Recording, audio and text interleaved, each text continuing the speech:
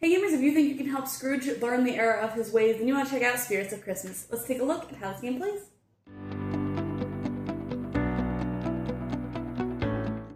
In this game, players are working together and they are trying to get through all three chapters of Scrooge's story in order to win. They need to get through the past, the present, and the future.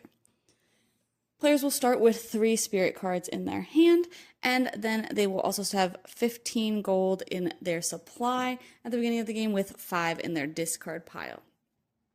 On a player's turn, they will move the current spirit somewhere onto the board to choose an action, and they will pay for that action depending on how many spaces they move at the beginning. It starts in the center, so anything they pick will be 1 space away, so they would pay 1 coin. So maybe I'll start out by moving. Scrooge can move in either direction on the cards, but cannot change direction during movement. And in order to move, you will discard one of your spirit cards. So maybe I'll discard this 2, and I'll go 1, 2, which would earn us a coin, and I would get the top card of the deck, and then I would go ahead and flip this card over.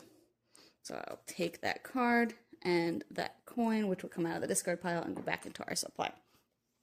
If I wanted to play cards on a future turn and I was on the move space, I'd have to move 1, 2 and pay 2 coins.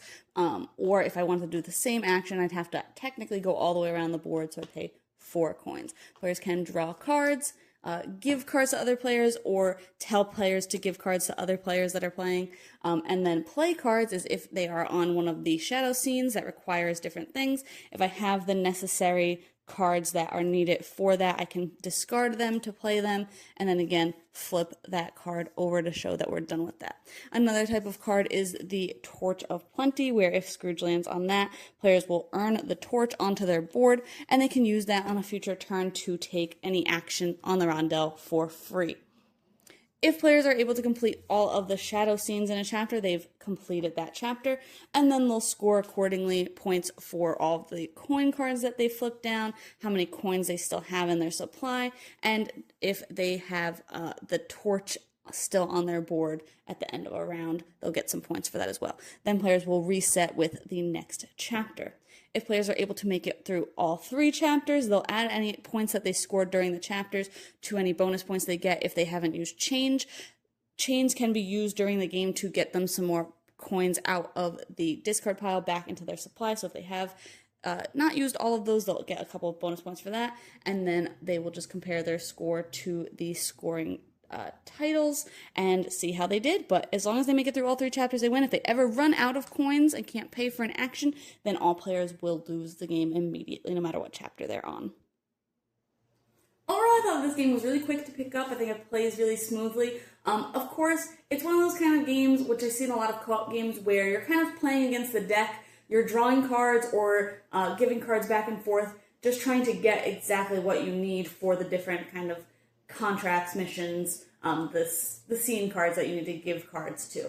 Sometimes that can be really frustrating if you need a lot of contentment, but all you're getting is compassion. You're just not drawing what you need. That can be frustrating, and it can feel like you're wasting a lot of turns trying to get what you need. So there is a little bit of luck factor there. I think overall, though, it kind of mitigates that with being able to get more coins out of the discard pile if you need them. The deck doesn't reshuffle, so you don't have to worry about, oh, we made it through the deck once, and now, all those cards we discarded and threw away, they're now going to be back on top. So we don't have to worry about that. So I think that works pretty well. The torch is also insanely useful to get that free action.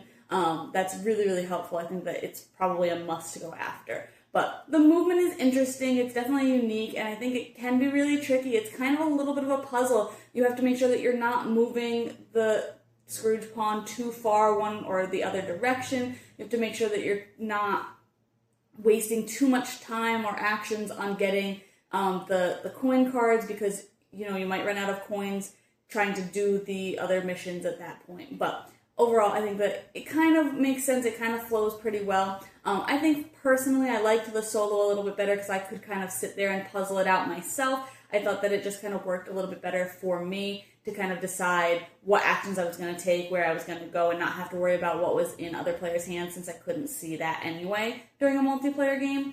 So I liked the solo a little bit better, but I will say that the solo hand limit was super limiting in my opinion. But I liked that because it kind of just made me think more about what I was doing, my actions and everything. So I thought that it worked pretty well.